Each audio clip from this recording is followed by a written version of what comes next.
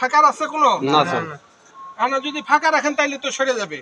ডাইন হাত বাম হাতে, বাম হাত ডাইন হাতে। কয় পেস?